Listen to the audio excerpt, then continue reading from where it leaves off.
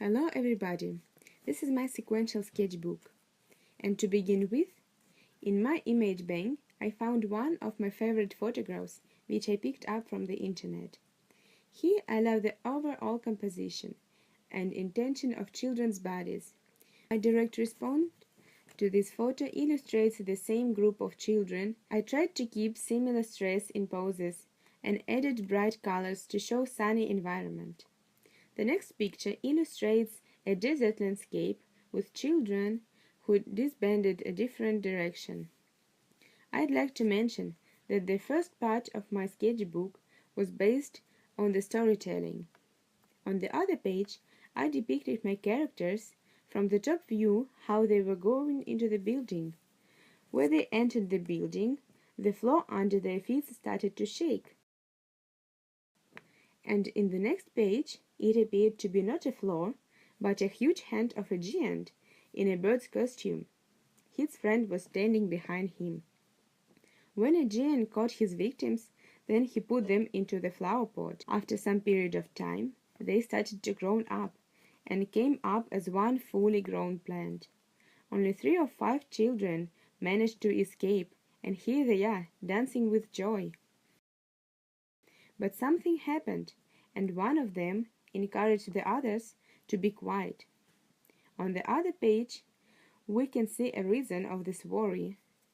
It was an enormous beetle. There was children's past on the top of the page when they were a plant, and an open door, which represents their future desire to escape, on the bottom of the page. The light was turned on, and the full scene appeared to be a kitchen. 2 huge persons were drinking tea and watching how this enormous insect scaring those tiny children. The close-up of this beetle and the view from the low point on the giant's legs under the table. Escaped persons, the boy and the girl, have a flower pattern on their bodies because they spread it up from the flower pot. The next page illustrates the boy and the girl running up to the stairs.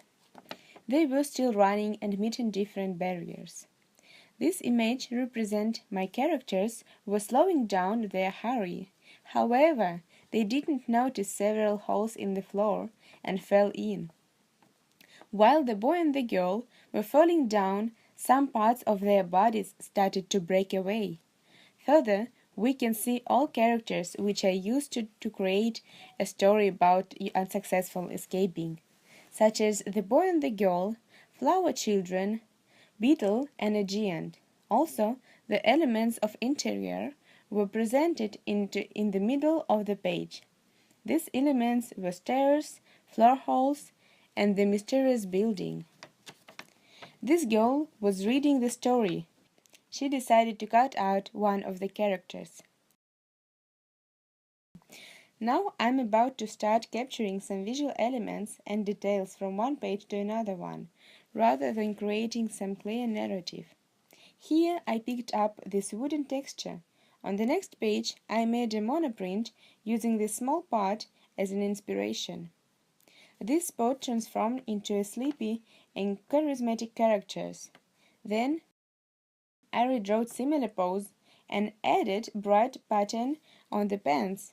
On the next day I continued to draw the same person, but now she is staring on colors on her pants which are flying around. In the same way I draw character in the other page. She has a serious monologue. Orange towel reminded me Aboriginal headwear. There are 3 Aboriginal men. I depicted some elements from their masks. These circles and crosses reminded me of the Holy Trinity. Thus I illustrated my friends with Nimbus who were sitting at the table. I continued to draw my friend's apartment. I illustrated the portrait of my friend. She was complaining about her life, so that I show that her head was split into pieces. Then I made a collage with small green creature. The rest of the page has smaller size.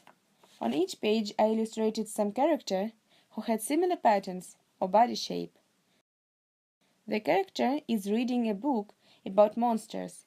She was scared and ran down the stairs. Character found herself in front of the door and finished her way lying on the floor in another corridor.